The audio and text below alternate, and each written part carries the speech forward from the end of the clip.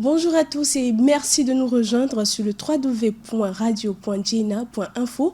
Nous sommes dans l'émission 25 minutes pour convaincre. Aujourd'hui, nous savons Internet est un outil à ne pas négliger dans sa recherche d'emploi que dans les publications de contenu sur les réseaux sociaux sans cesse croissant. Grâce aux sites d'emploi en ligne généralistes ou spécialisés, chaque candidat à la recherche d'un emploi a accès à des dizaines d'offres en un clic. Mais si les candidats sont derrière leurs écrans, les recruteurs aussi. Que cherchent-ils à savoir sur leurs candidats? Là est la grande question qui se pose.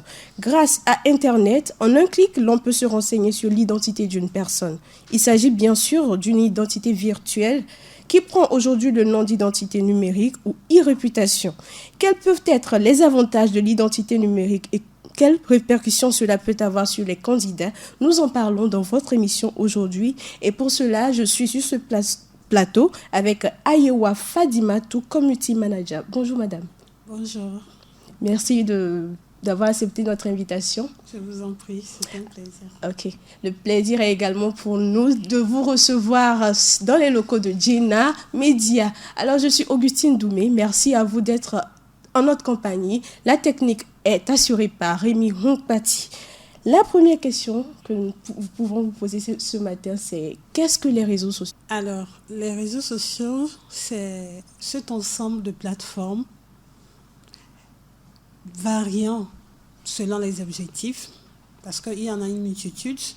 Si je peux en citer 4, et les plus populaires, il y a Facebook, il y a Instagram, il y a Twitter et il y a aussi LinkedIn. Donc, ce sont des plateformes variant selon des objectifs. Par exemple, Facebook, c'est une plateforme réseau social qui permet de mettre en contact des personnes, de se retrouver, de retrouver ses amis, de rentrer en contact avec d'autres personnes, de partager ses activités. Et Facebook est assez libéral. Il n'y a pas trop de réglementation. Les caractères de publication ne sont pas limités. Vous pouvez partager toutes photos, vidéos, tout ce que vous voulez, c'est illimité. Ce qui est contraire à, par exemple, si je prends Twitter. Twitter, c'est une plateforme également réseau social, mais très professionnelle. Sur Twitter, vous n'avez droit qu'à 280 caractères pour dire ce que vous pensez. Et également aussi, sur Twitter, certains contenus ne sont pas autorisés. Si vous vous permettez de parler de certains sujets sur Twitter, comme récemment le président Donald Trump, concernant les incidents qu'il y a eu, le racisme et tout ça là, il a donné quand même son point de vue, il a parlé du sujet, mais certains de ces tweets ont été retirés par Twitter. Parce qu'eux, ils ont jugé, bon, que non, ce n'est pas normal, ce n'est pas légal, et aussi, ce n'est pas dans le respect des droits d'expression des autres personnes. Donc, il y a également aussi LinkedIn de l'autre côté, qui est une plateforme très professionnelle. Sur LinkedIn, il n'y a que les recruteurs et aussi les potentiels candidats, suivis de certaines organisations et de quelques personnalités également. Mais sur LinkedIn, eux-mêmes, quand vous faites des publications qui ne sont pas dans leur contexte, ils vous envoient des notifications. Ils vous écrivent même inbox pour vous dire non, notre réseau social, c'est pour soit trouver de l'emploi, soit recruter, soit faire valoir votre entreprise, soit vous faire connaître, soit vous faire bâtir un réseau. Donc, même chose pour Instagram. Instagram, autre, c'est beaucoup plus les photos et les vidéos.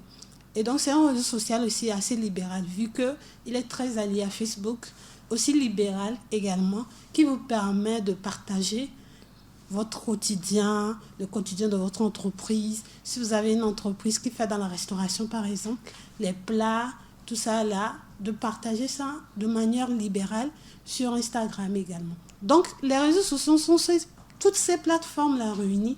Il y a également Snapchat, TikTok qui vient aussi de sortir également. Donc, ce sont l'ensemble de toutes ces plateformes qui nous permettent d'interagir avec d'autres personnes, que ce soit au niveau local qu'au niveau international. Donc, ça réunit tout un monde. Disons, c'est le monde entier, en fait, réuni à travers ces plateformes. Alors, tout à l'heure, dans votre locution, vous parliez de réglementation. Est-ce qu'aujourd'hui, on est conscient que ces sites-là sont réglementés? Oui, Internet même est réglementé. Il y a les lois et réglementations de l'Internet. Il y a également les droits digitaux. Mais très peu de personnes savent que Internet est réglementé. Chaque année, il y a ce grand forum dénommé le Forum de gouvernance sur l'Internet qui se fait au niveau de chaque pays, mais aussi au niveau global. Et donc, c'est lors de ce forum que les lois et réglementations de l'Internet sont revisitées quand même pour voir telle loi nous avons voté pour réglementer Internet, mais on voit que d'une manière ou d'une autre, ça porte atteinte à l'expression des internautes. Ça ne leur permet pas d'être vraiment libéral. Donc, nous allons le changer. Donc, chaque année, il y a ce forum qui a lieu. Et donc, ce forum, c'est lui qui statue les lois et réglementations de l'Internet, en accord, bien sûr, avec les droits humains et aussi la Déclaration universelle des droits de l'homme. Et à partir de cette réglementation, on parle toutefois de confidentialité dans les données. Est-ce que à partir de cette réglementation, on peut parler de confidentialité dans nos données? Oui, dans cette réglementation, il y a aussi la loi portant sur la confidentialité des données et aussi la protection des données à caractère personnel. Ça touche beaucoup plus les entreprises qui font...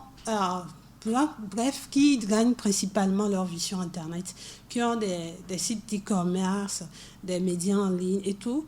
Donc, à travers leurs cookies, ils doivent normalement insérer cette réglementation dans leurs cookies, notamment la loi de protection à caractère personnel. Au Togo, ici, il y a une loi qui a été votée l'année dernière portant sur ces données-là à caractère personnel également. Donc, on peut divulguer des informations sur des internautes ou sur des personnes visitant notre site, mais ce n'est que dans des cadres précis.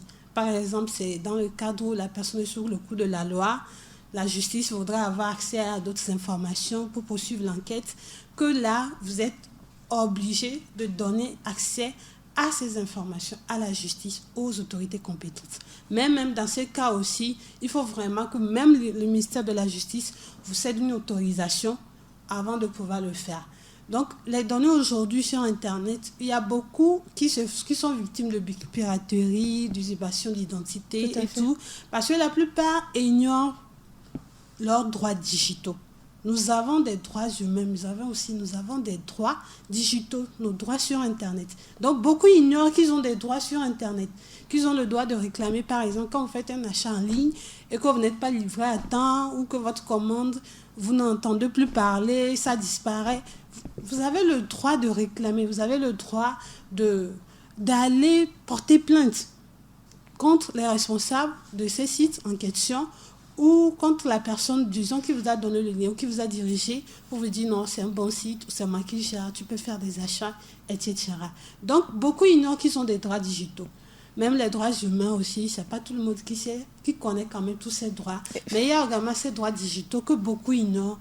Et c'est ça, au fait, qui fait qu'il y a toute cette panoplie d'injustices dont certains sont victimes. Par exemple, les trucs qui se font aussi via les arnaques T-Money, Flous et tout. Ça rentre dans nos droits digitaux et que normalement, dans la réglementation de l'Internet en vigueur, nous avons le droit de réclamer, de poursuivre ces personnes-là, si vous connaissez. Mais beaucoup ignorent, donc ils ne savent pas aussi vers quelle autorité aller pour saisir et également avoir... Et en parlant de réclamation, on parle également d'identité. Effectivement. Alors, ce qui m'emmène à vous poser la question, qu'est-ce que l'identité numérique? Alors, l'identité numérique, c'est l'ensemble des informations que nous renseignons. Ça comprend notre nom, notre prénom, âge, confession religieuse, que nous renseignons lors de la création d'un compte sur un réseau social. Si aujourd'hui je me décide de me lancer sur Facebook et que lors de la création de Facebook, on me demande des informations que je renseigne, ça rentre dans mon identité numérique. Ces informations permettront à une personne lambda qui viendra sur mon profil d'avoir déjà à peu près une idée de qui je suis ou une idée de mes aspirations également, ou du moins que ce soit professionnel, confessionnel, religieuse, etc. Donc c'est l'ensemble de ces informations que nous renseignons nous-mêmes sur Internet lors de la création d'un compte. Et est-ce que la plupart du temps, ces informations qu'on donne sur les sites, sur les réseaux sociaux sont vraies ou sont vérifiées? Oui. Lors de la création d'un compte sur n'importe quel réseau social, ils ont leur politique de confidentialité, normalement, que ils invitent les internautes à lire, mais que beaucoup ne font pas. Et dans ces politiques de confidentialité, il est dit que vous êtes responsable de tout ce que vous mettez. C'est-à-dire que si aujourd'hui vous créez un compte et que vous mettez une fausse identité et que demain ça vous retombe dessus, ça n'engage que vous. Eux, ils ne sont pour rien. Ils vous donnent juste cette opportunité de rejoindre un monde ou du moins de rejoindre un grand réseau pour vous permettre donc de tisser des relations à longue portée. Mais si vous décidez vous-même de créer un faux compte, vous en êtes responsable. Voilà. Alors aujourd'hui, on parle de 2 types de contenus, des informations publiées par nous, celles dont nous avons connaissance, et des informations publiées par des tierces. Que devons-nous savoir à ce propos? D'accord. Pour les informations publiées par nous, ça rentre dans notre identité numérique. Mais s'il faut prendre les informations publiées par nous et les tierces, ça rentre dans notre e-réputation. Dans la vie réelle, nous avons notre réputation qui, par exemple, si je prends votre exemple, par exemple, si on demande à votre mère quelle idée elle a de vous, de votre personne, la réponse qu'elle va donner sera plus ou moins différente peut-être de votre tante ou d'un ami proche ou d'un membre de la famille quelconque. Donc, la réputation, normalement, en temps normal, c'est lié à la confiance qu'il y a entre vous et une autre personne. Donc, si vous êtes assez proche et que la personne vous connaît assez bien votre personne, quand on lui demande des informations sur vous, il saura quoi dire et de manière concrète et qui coïncide selon l'image qu'il a de vous. Ce qui n'est pas le cas pour une personne que vous rencontrez tout de suite, comme ça, peut-être 1 minute, 2 minutes de discussion. Après, on lui demande, bon, telle personne, que pensez-vous de lui? Il va donner, je dirais, une réponse assez abstraite parce qu'il ne vous connaît pas assez. Donc, c'est la même chose sur Internet. Internet, maintenant, lorsque vous créez un compte et que vous renseignez des informations, il y a des personnes qui disent des choses sur vous. Par exemple, les publications dans lesquelles vous figurez, les liens vers les articles, les photos dans lesquelles vous êtes tagué également, et aussi vous-même les commentaires et les pages sur lesquelles vous les laissez. Ça rentre aussi un peu dans, disons, votre combat que vous menez. Si par exemple vous êtes activiste social sur les droits des enfants, ça rentre dans votre e-réputation. Ce qui veut dire que si aujourd'hui vous postulez à un poste et qu'un recruteur décide de passer par une agence spécialisée pour avoir des informations sur vous, il va découvrir, vous menez votre combat sur Internet, c'est pour le droit des enfants ou le droit des femmes ou ceci. Donc ça dépend de ce que vous faites ou du moins du canal dans lequel vous vous situez sur Internet. Parce qu'Internet c'est vaste et chacun vient avec ses objectifs, chacun vient avec les combats qu'il mène ou du moins les solutions qu'il aimerait apporter aux différents problèmes de la société. Donc, ça rentre dans l'e-réputation, les informations que nous renseignons et que les tiers renseignent sur nous. Et c'est très, très important. Parce que si vous avez une mauvaise e-réputation, ça peut retomber sur vous à tout moment. C'est pour ça que nous conseillons aux gens de faire attention à ce qu'ils mettent, de faire de la veille eux-mêmes, qui consiste des fois, quand vous êtes là 1 ou 2 fois par semaine, tapez votre nom entier dans la barre de recherche de Google, par exemple, pour voir qu'est-ce qui sort sur vous. Voilà. Et prenez le temps de vérifier. Tel article, ils ont parlé de moi, ils ont dit si, mais je ne suis pas comme ça. Ou bien, dans le contexte, ce n'était pas comme ça. Et le droit digital, dans les droits digitaux, vous avez donc ce pouvoir de contacter l'agence en question ou de contacter le site, le responsable du site pour lui dire non, tel article, je ne suis pas d'accord avec ce que vous avez écrit sur moi. Soit vous le rectifiez, soit vous le retirez. C'est dans votre plein gré et plein droit. Donc, c'est vraiment important de faire cette veille-là nous-mêmes, de chercher notre nom. Et pour que ça marche, il faut que vraiment vous créez des comptes vrais. Que ce soit avec vos noms même sur ces comptes pour que ça marche. Sinon, si vous appelez Afi Abalo et que vous remboursez, vous donnez Abalo Afi. Afi Abalo, Abalo Afi, pour Internet, ce n'est pas la même chose. C'est comme pour un ordinateur. C'est comme ces 2 personnes différentes. Donc, si vous changez de nom pour créer un compte et que vous venez prendre votre propre nom pour faire des recherches sur un moteur de recherche, par exemple, ça ne passe pas. Ça va peut-être vous sortir des résultats. Ce que lui va trouver quand même, c'est ce qui va vous sortir, qui peut ne pas être vrai. Mais si vous avez créé un compte sous votre propre nom et qu'on vous cherche là, ça ressort. Également, sur chaque réseau social, il y a cette option où il vous demande d'activer pour permettre au moteur de recherche de faire sortir votre compte quand on fait des recherches sur vous. Sur Facebook, il y en a, Twitter, sur tous les réseaux sociaux. Donc, c'est quand vous activez, maintenant qu'on fait des recherches, ça sort jusqu'à ça sur vos profils Facebook, Twitter, Instagram, bref, tous les réseaux sociaux sur lesquels vous êtes. Mais quand vous n'activez pas, quand une personne fait des recherches sur vous, c'est peut-être les liens, les articles, les vidéos YouTube, on vous a tagué ou dans lesquels vous figurez, votre nom figure, qui ressortent. Et ça, c'est fait grâce au hashtag. Donc, les noms que nous mettons, les combats dans lesquels nous participons, les publications, on tague et on met des hashtags. Ces hashtags-là permettent de nous retrouver facilement sur Internet. On reviendra sur cette question de hashtag parce qu'aujourd'hui, de nombreux jeunes ne font que ça, hashtag ci, hashtag ça. Donc, on reviendra dans cette émission sur ça. La question que j'aimerais vous poser tout à l'heure, c'est est-ce aussi important que cela d'avoir une identité numérique? Bon, à l'heure où nous sommes, tout est numérique. Le monde, l'évolution dans laquelle nous sommes plutôt. Si vous n'êtes pas sur Internet, c'est que vous ratez beaucoup. Être sur Internet, c'est bien, mais c'est encore mieux quand vous y allez avec des objectifs. Oui. Bon, pourquoi je vais créer un compte Facebook? Bon, pour rencontrer des amis, pour avoir 5000 amis, être suivi, partager mon quotidien. Ça, c'est votre objectif.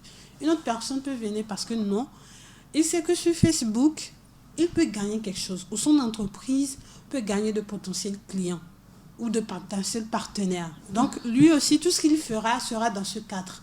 Donc, c'est important quand on va sur Internet et qu'on a des objectifs. Là-bas, l'identité numérique est encore plus fiable. Mais si on va juste parce qu'on y va ou parce que mes amis ont des comptes, moi aussi je vais aller créer le même compte sur le même réseau social, c'est pas bien. Ça ne vous aide pas. Parce que d'une manière ou d'une autre, tout ce que nous faisons aujourd'hui, les opportunités d'emploi, les opportunités de voyage à l'extérieur, la plupart demandent toujours nos noms ou les liens vers nos comptes réseaux sociaux. C'est pour juste aller voir et voir que, bon, la personne les informations que vous avez données, est-ce vrai ou d'une manière ou d'une autre, quand on lit certaines informations sur nous, il y a des spécialistes, la personne déjà se fait une idée de votre personne, de qui vous êtes. Donc, ces comptes, c'est juste pour avoir la confirmation ou l'information, ou le contraire que non, ce que vous avez dit, mais ce que vous faites sur Internet est différent. Donc, l'identité numérique, c'est presque indispensable, je vais dire. Être aujourd'hui sur Internet, c'est presque indispensable pour tout le monde. Et ça, ce n'est qu'aujourd'hui. À l'avenir, ça sera encore plus indispensable. Parce que tout commence à être numérisé, tout commence à tourner autour d'Internet. Et si vous n'avez pas une présence quand même sur Internet, vous ratez beaucoup de choses. Et le temps de vous rattraper aussi, ça sera assez difficile. Alors, pour ceux-là qui ont déjà de faux comptes, comme vous l'avez dit, qui n'ont pas de bonne réputation, comment peuvent-ils améliorer leur réputation aujourd'hui? Alors, pour les faux comptes, si vraiment sur faux compte, vous avez fait des choses pas trop, je dirais, bonnes à savoir pour vous, pas trop vous avez la possibilité de les supprimer et de créer un nouveau compte. C'est comme faire table rase et repartir de zéro. Donc, il y a cette option-là. Ou soit, carrément, vous transformez le faux compte en un vrai compte. C'est-à-dire que vous changez carrément maintenant de manière de faire, d'objectifs. Vous repartez, comme je le disais, sur de nouvelles bases. Et vous changez maintenant le nom. Si c'était sur un faux nom et tout, vous changez maintenant à votre vrai nom. Et vous utilisez ça à bon escient. Ça également, ça peut se faire. Parce que tout le monde commet quand même des erreurs dans la vie. Mais le pire, c'est de ne pas reconnaître cela et de repartir à zéro. Mais quand on arrive à un moment, on se dit non, ce que j'ai fait depuis, c'est pas bien. Par ignorance ou parce que je n'avais pas accès à certaines informations. Maintenant que je les sais, je vais repartir à zéro. Ça se fait quand même. Et aussi, je pense qu'il y a des recruteurs qui sont quand même assez indulgents sur ça. Quand ils voient le bien, ils arrivent quelque part, pas assez bien, tout ça. Ils se disent qu'à bas, c'est comme vraiment la personne s'est donnée. La personne qu'elle est aujourd'hui était différente de la personne qu'elle était il y a 5 ans ou 6 ans, quand elle créait ce faux compte-là.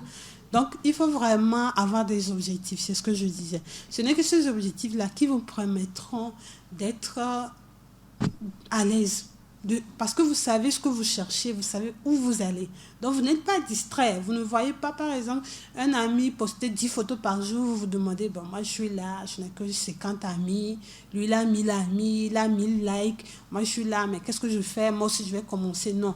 Parce que vous, avec vos 50 amis, vous savez ce que vous gagnez avec vos 50 amis. Ou du moins, vous savez quel genre de relation vous avez avec vos 50 amis. Sur Facebook, même les responsables de Facebook nous ont conseillé que ce n'est même pas bien d'avoir jusqu'à 5000 amis. Parce qu'il y a certaines choses que vous ne pourrez pas contrôler avec ces 5000 amis. Vous ne savez pas qui est qui dans les 5000 amis, qui vous voit, qui vous suit. Vous ne savez pas du tout. Donc, ayez juste ces amis avec qui vous avez quand même une interaction ou des centres d'intérêt communs. Et ça pourra énormément vous aider. Sinon, dire aujourd'hui qu'on peut se passer de l'identité numérique, ça sera assez difficile. Alors, si vous venez de nous rejoindre sur ce plateau, nous sommes sur le www.radio.jena.info dans votre émission 25 minutes pour convaincre et nous parlons aujourd'hui d'un thème vraiment spécial qui touche énormément à la jeunesse. Nous parlons de la réputation numérique. Nous parlons de l'identité numérique. Qu'est-ce que nous devons poster sur les réseaux sociaux? Qu'est-ce que nous ne devons pas poster sur les réseaux sociaux? Et aujourd'hui, je suis sur ce plateau avec Ayewa Fadimatou, qui est Community Manager. Nous poursuivons cette émission. Il y a une question que j'aimerais vous poser également, c'est: est-ce une réalité que des recruteurs aujourd'hui font recours au site internet pour recruter des gens, pour voir la posture de ceux-là qu'ils recrutent? Oui, ça c'est une réalité, vraiment. Triste pour certains, mais bonne également pour d'autres. Donc c'est vraiment une réalité, ça se fait. Et il y a des agents spécialisés, eux, ils ont de puissants outils, rien que pour trouver ce qu'il y a de mauvais sur vous. Voilà. C'est pas genre la bonne réputation que vous affichez devant tout le monde. Non, c'est pour vraiment traquer, voir. Si vous avez fait des publications bizarres que vous avez supprimées, les traces, ils restent. Parce que même si on clique sur une photo et vous voulez copier, souvent sur Internet, on vous demande soit d'enregistrer la photo ou de copier le lien. Donc, ce lien-là, dans ce lien, il y a ces codes composés de chiffres, de lettres, tout ça là, qui sont uniques à chaque élément qu'on poste, que ce soit photo, vidéo, etc. Donc, même si vous supprimez et qu'on passe par des outils spécifiques, on peut retrouver ça grâce à ces codes insérés dans les liens. Vous venez de le dire tout à l'heure que lorsque vous avez créé un faux compte, vous pouvez le supprimer. Ce qui veut dire que les faux comptes également ne sont pas supprimés. Oui. Les traces restent. Ça dépend. Les traces, ça dépend. Je m'explique. Si par exemple, c'est sur Facebook que vous créez votre faux compte, vous avez la possibilité de le supprimer et que ça part de tous les serveurs.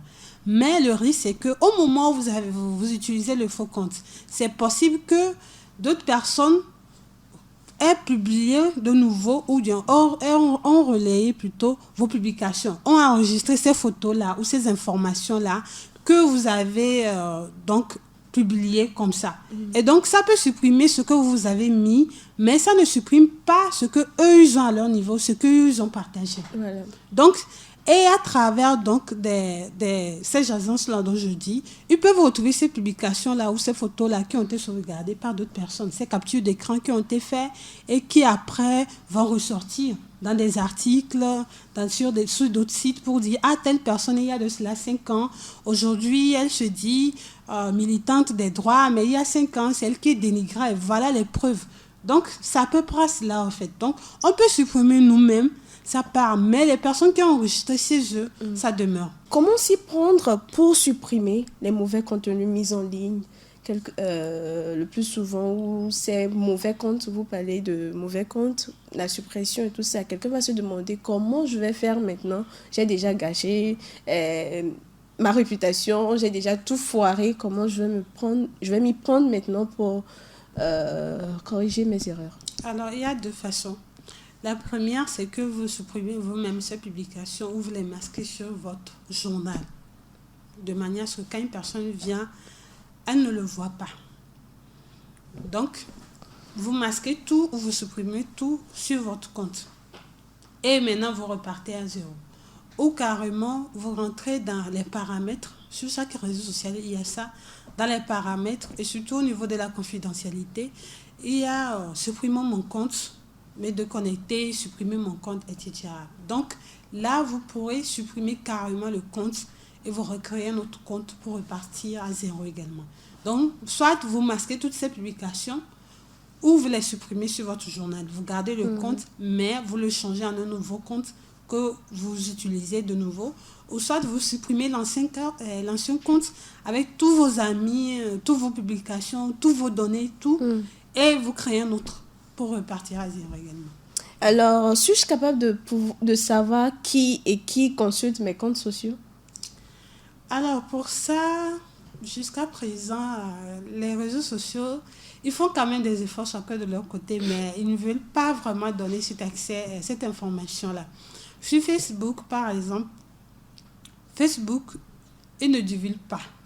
Donc, il n'y a pas moyen de savoir quelle personne vient consulter mon compte ou pas.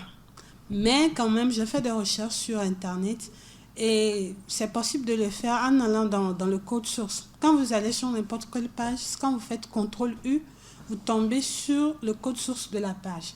C'est-à-dire la page avec les liens HTML et tout ça, les informaticiens s'y connaissent mieux. Donc, c'est tout ce que vous voyez, en photo, vidéo, tout, vous retrouvez tout ce qu'il y a comme code de ça derrière.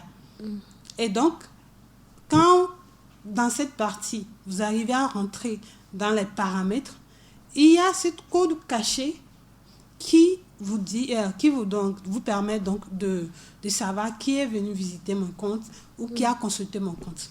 Donc, ils ont ça dans le code source, mais ils n'ont pas ça dans les paramètres ou comme ça s'affiche chez nous, nous ne le voyons pas. Mais ils ont ça dans le code source. Donc, quand vous arrivez à trouver cette option-là, vous cliquez dessus, ça vous sort toute une panoplie de liens. Maintenant, vous créez, vous ouvrez un nouveau onglet et maintenant, vous copiez chaque lien pour mettre et vous tombez sur chaque profil de chaque personne qui a visité votre compte réseau social Facebook. Mais pour les autres, je ne sais pas trop comment ça se passe. Et pour WhatsApp aussi, WhatsApp essaie maintenant d'arriver à mettre cette fonctionnalité-là aussi pour permettre donc à qui clique sur notre numéro ou qui clique sur notre photo de profil pour tomber sur le côté paramètres, numéro de téléphone, statut, tout ça là. Ils sont également en train de travailler dessus. Aujourd'hui, l'identité numérique où tous les réseaux sociaux font face depuis quelques années à ce problème, le piratage. Comment savoir si son compte est piraté?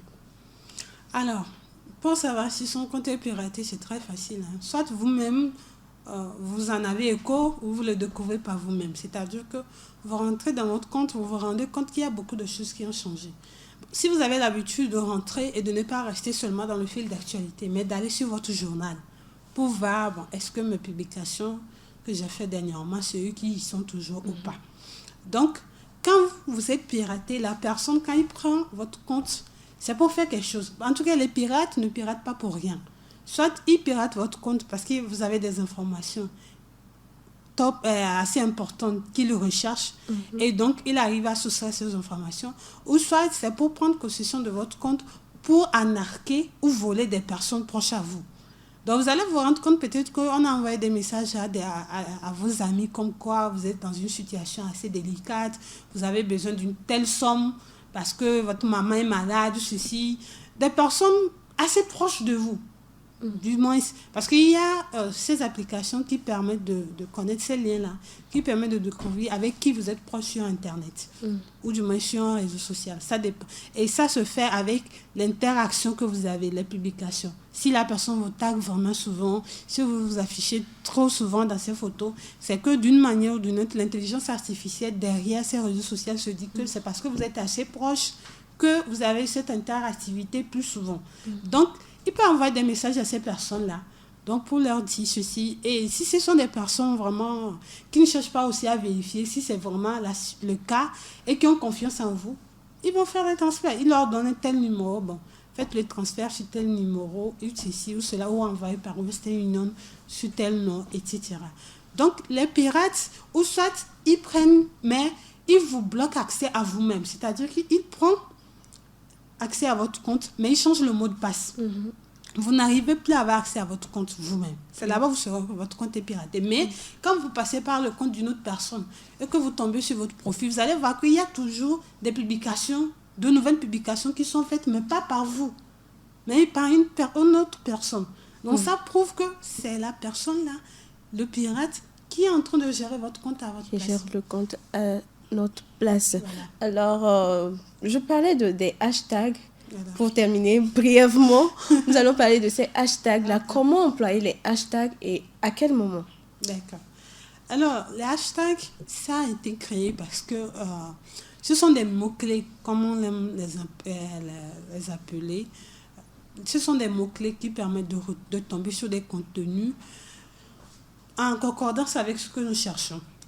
Par exemple, si vous allez sur Google et que vous tapez ballon, toutes les publications faites par des sites où il y a hashtag ballon vont sortir. C'est la même chose sur les réseaux sociaux. Les hashtags permettent de trouver des contenus assez facilement sans trop avoir à fouiner ou à chercher. Donc, si par exemple, vous-même, vous avez fait une publication sur votre compte et que vous cherchez à retrouver ça tellement vous ne vous retrouvez pas, il suffit de vous rappeler d'un mot-clé et que vous mettez hashtag et que vous mettez le mot-clé et vous cherchez. Ça va vous faire sortir immédiatement la publication. Donc, c'est pour faciliter au fait cette recherche-là. Et également réunir les personnes qui utilisent les mêmes hashtags pour un même combat. C'est ce que je disais. Donc, si c'est pour les droits des enfants, hashtag droits des enfants, hashtag vivre pour les enfants, tout ça. Donc, quand une personne cherche cela, il tombe sur d'autres activistes ou d'autres personnes qui mènent le même combat que lui. Donc, ils peuvent rentrer en contact, partager leur expérience ou mener des actions ensemble. C'est pour ça que le hashtag a été créé. Et donc, c'est également pour ça aussi que ce n'est pas genre recommandé de les utiliser n'importe comment. Ou parce que telle personne utilise hashtag tel combat, moi aussi je viens l'utiliser. Non. Derrière, c'est la personne qui a vraiment créé le hashtag, c'est l'idée qu'il avait de rassembler les personnes qui mènent le même combat et de faciliter leur recherche. Donc, pour le hashtag, trouver le hashtag qui permet à une personne quand elle l'a saisi ou quand elle fait la recherche, de tomber sur vous ou de tomber sur votre publication. Quand vous partagez par exemple la publication d'une personne qui fait dans le domaine de la culture, vous pouvez mettre hashtag culture, hashtag art. Donc, ce n'est pas mettre n'importe comment, mais c'est juste dans le contexte. Et de se dire, bon, quel hashtag je vais mettre pour que quand on fait des recherches, ça puisse sortir ma publication. En d'autres termes, les hashtags doivent conduire à des recherches bien spécifiques. Bien spécifiques et aussi à la mise en relation avec d'autres personnes qui mènent le même combat que vous. Alors, merci beaucoup Ayowa Fadimatou d'avoir été des nôtres. Votre mot de fin, brièvement, pour terminer cette émission. Ok. Je vais donc revenir sur ce que j'ai déjà dit pour dire qu'il n'est pas nécessaire aujourd'hui pour les jeunes d'être sur tous les comptes réseaux sociaux d'avoir une panoplie de comptes, même des fois, même on oublie les mots de passe. Non. Mais de trouver ce compte réseau social qui vous permet d'atteindre vos objectifs dans la vie, qui va vous permettre de rencontrer des personnes exceptionnelles, de faire des rencontres, bref, de vous accomplir, je pourrais dire. Donc moi, sur 4 comptes réseaux sociaux, il n'y a que 2 sur lesquels je suis vraiment active. Et quand on me cherche vraiment, on me trouve, c'est sur Facebook et puis sur LinkedIn. Parce que sur ces 2 réseaux sociaux, moi, j'ai trouvé ce que je cherche sur Internet. Donc, je me dis, je n'ai pas trop besoin d'aller me connecter forcément à Twitter, d'avoir Instagram ou de créer Snapchat. Parce que pour moi, il n'y a pas mes cibles, ou du moins, si on le dit comme ça, il n'y a pas mes cibles là-bas. Donc, ça doit être la même chose pour chaque jeune qui souhaite se lancer sur Internet. Merci. Merci beaucoup à vous. Alors, chers auditeurs, merci d'avoir été des nôtres dans cette émission aujourd'hui. Nous sommes déjà à la fin. Je vous conseillerais seulement de faire gaffe à tout ce que vous postez sur les réseaux sociaux et surtout, ayez des réflexions positives quand vous allez sur les réseaux sociaux.